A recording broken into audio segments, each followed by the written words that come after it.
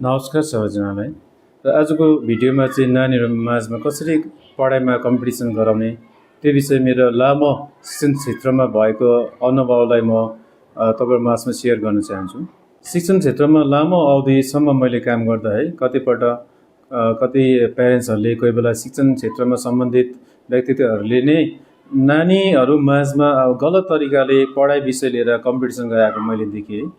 र त्यो गलत तरिका के हो भन्दाखेरि है कति प्यारेन्ट्सहरूले है के गर्ने गर्छ भन्दाखेरि हाम्रो आफ्नो नानीहरूलाई है विशेष गरी पढाइको क्षेत्रमा गलत तरिकाले उनीहरूलाई कम्पिटिसन गराउँछ। त्यो कसरी भन्दाखेरि एउटा इक्जाम्पल लागि अब एउटा कुनै प्यारेन्ट्सको नानीले इक्जाममा है रिजल्ट भयो र उसको रिजल्ट भएर प्यारेन्ट्सले उसको नानीलाई सोच है तिमी पास भयो भएन, पास भयो भने कति पोजिसन ल्याएर पास भयो भनेर सोध्छ है। त्यसरी सोद्धाखेरि नानीले अब है जे भएको छ त्यही भयो। जस्तो नानी इक्जाम्पल लागि नानी फोर्थ भएको छ भने है म फोर्थ भएँ भन्छ। त्यसो गर्दाखेरि प्यारेन्ट्सले भन्छ हो त्यसो भए तिमीले अर्को पालि तिमी थर्ड हुनुपर्छ, सेकेन्ड हुनुपर्छ है।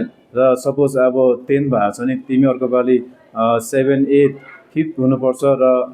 र कुनै नानीले अब है थर्ड पोजिसन ल्याएको छ भने कोही प्यारेन्ट्सले यो पनि सोध्छ कि त्यसो भए सेकेन्ड को भयो फर्स्ट को भयो भनेर है उसको नानीको आफ्नो साथीको नाम पनि सोध्छ। र प्यारेन्ट्सले के भन्ने गर्छ भन्दाखेरि चाहिँ त्यसो भए अर्को पालिको इक्जाममा तिमीले फल्ना जो फर्स्ट सेकेन्ड भएछौ तिमीले उसलाई जित्नुपर्छ र तिमी फर्स्ट सेकेन्ड आउनुपर्छ। यस्तो तरिकाले नानीलाई पढाइ विषय लिएर है कम्पिटिसन गराउँदाखेरि चाहिँ यसको चाहिँ तपाईँको नराम्रो असर पर्न सक्छ क्या। अब त्यो चाहिँ कसरी भन्दाखेरि चाहिँ जस्तो कि अब ऊ नानीलाई एउटा मेन्टली एउटा स्ट्रेस हुन्छ कि अब तनाव पाउँछ कि अब मैले अर्को पालि थर्ड भएको छ भने सेकेन्ड हुनै पर्ने, सेकेन्ड भएको छ भने फर्स्ट हुनै पर्ने, या फल्ना साथीलाई जित्नै पर्ने।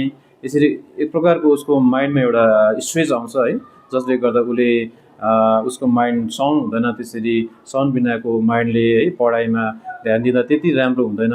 र कोही बेला यो पनि हुनसक्छ कि अब साथी बिचमा सम्बन्ध नराम्रो हुन्छ क्या। जस्तो अब कुनै प्यारेन्ट्सको नानी थर्ड भएको छ भने है अब अर्को पालि उसले फर्स्ट सेकेन्ड हुनेर जित्नु पर्यो। त्यसो गर्दा त्यो नानी र ऊ त एउटै क्लासरुममा हुन्छ होइन। क्लासमा हुँदाखेरि फल्ना चाहिँ है मभन्दा फर्स्ट सेकेन्ड भएको छ उसलाई मलाई जित्नुपर्छ भन्ने कुरा गर्दाखेरि यसले गर्दा नानीहरू बिचमा पनि एउटा हेल्दी एउटा रिलेसन हुँदैन है। यो पनि यस्तो खालको पनि असर पर्छ। अर्को के पनि हुनसक्छ भन्दाखेरि अब नानीले आफू जस्तो फर्स्ट सेकेन्ड थर्ड हुने त राम्रै हो, तर अब जस्तो एकदमै कम्ती पोजिसन आउनेहरू या पोजिसन नआउनेहरू जो फेल भएको छ है ऊ पनि त भोलि दिन पास हुनु पर्यो। र कति नानीहरूमा चाहिँ नानीहरूले के पनि सोच्छ भन्दा चाहिँ ल मेरो पनि त्यस्तो क्वालिटी छैन रहेछ, मैले यो गर्नु सक्दैन रहेछ, मैले पोजिसन ल्याउनु सक्दिनँ रहेछु है, या फेल भएकोले म पास हुनु सक्दिनँ रहेछु भन्ने सोच्दाखेरि चाहिँ अब त्यसले नानीमा एउटा नराम्रो आफूले नानीलाई नराम्रो सोच्छ क्या। त्यसो गर्दा उसकोमा एउटा इन्फेरिटी भन्ने कुरा है बढेर जान्छ। यो पनि एकदम नराम्रो कुरा हो। साथसाथै कोही बेला कुनै नानीमा त्यो आफैलाई नराम्रो सोच्दाखेरि चाहिँ त्यसको असर यतिसम्म पर्छ कि कोही बेला नानीले है त्यसको कारणले गर्दा पनि के हामीले नचाहेको नेगेटिभ स्टेपहरू पनि लिन्छौँ है।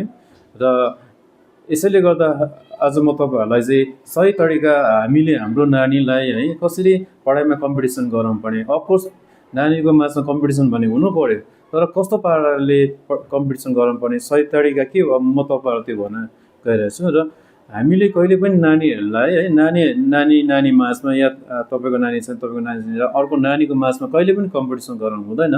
तर आफ्नो नानीलाई चाहिँ उहीसँग नै कम्पिटिसन गराउनुपर्छ। र एउटा नानी कसैको नानी छ भने उसले उसैसँग कम्पिटिसन गरोस्। त्यो कसैले भन्दाखेरि जस्तो अब योपालि कसैको नानीले अब फोर्थ ल्याएको छ भने त्यो प्यारेन्ट्सले भन्नु पर्यो ठिक छ तिम्रो पोजिसन के छ फोर्थ आयो, ठिक छ तिम्रो पर्सेन्टेज के छ त है।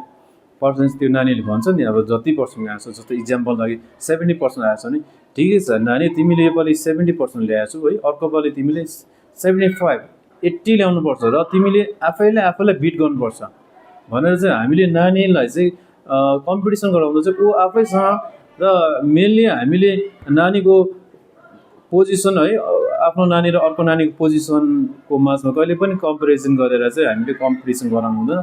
तर उसको पर्फर्मेन्स जो पर्सेन्टेज हेर्दा थाहा पाउँछ यसको माझमा कम्पिटिसन गराउनुपर्छ र अब कोही नानीलाई है कम्ती पर्सेन्टेज ल्याएको छ भने उसलाई अर्को पालि चाहिँ उसले उसको आफ्नै पर्सेन्टेजभन्दा चाहिँ बेसी ल्याउने कोसिस गर्नुपर्छ र हामीले कम्ती मार्क्स लिएको एउटा नानी छ भने उसलाई एकैचोटि पुरा बेसी तिमीले ल्याउनुपर्छ पर्सेन्टेज भनेर उसलाई हामीले अनावश्यक दबाब पनि दिनु हुँदैन। यस्तै पाराले अब कोही नानी फेल पनि भएको हुनसक्छ है। फेल भएको नानीलाई चाहिँ अब उसलाई चाहिँ फर्स्ट हामीले गाइडेन्स चाहिँ के गर्नुपर्छ भन्दाखेरि चाहिँ ठिकै छ नानी तिमी योपालि फेल भइहाल्यौ है, अर्को पालि तिमीले चाहिँ अब जस्तो तिमीले अब 30% या 28% लिएर फेल भएको छ भने अर्को पालि तिमीले कम्तीको पनि 33% या 35 या 40सम्म त ल्याउन सक्छ भनेर त्यो नानीलाई उहीसँग हामीले कम्पिटिसन गराउनु पर्छ। र यसरी मैले भनेको तरिकाले नानीलाई पढाइमा कम्पिटिसन गराएको खण्डमा उनलाई अनावश्यक स्ट्रेस हुँदैन, उनले क्षमता अनुसार पढाइमा प्रगति गर्न सक्छ। साथसाथै नानीले आफूलाई नराम्रो यानि इन्फिरियर पनि सोच्दैन। नानीहरूमा पढाइ विषय लिएर स्ट्रेस नहोस्, साथसाथै हेल्दी कम्पिटिसन होस् भनेर नै हाम्रो एजुकेसनल पोलिसीले पनि मार्क्स र पोजिसन दिने सिस्टमलाई हटाए ग्रेडिङ सिस्टम अपनाएको हो। भिडियो राम्रो लागे है मेरो च्यानललाई सब्सक्राइब सेयर गरिदिनुहोस् भन्ने मेरो अनुरोध साथै आजको यो भिडियोलाई यही राख्न चाहन्छु। धन्यवाद।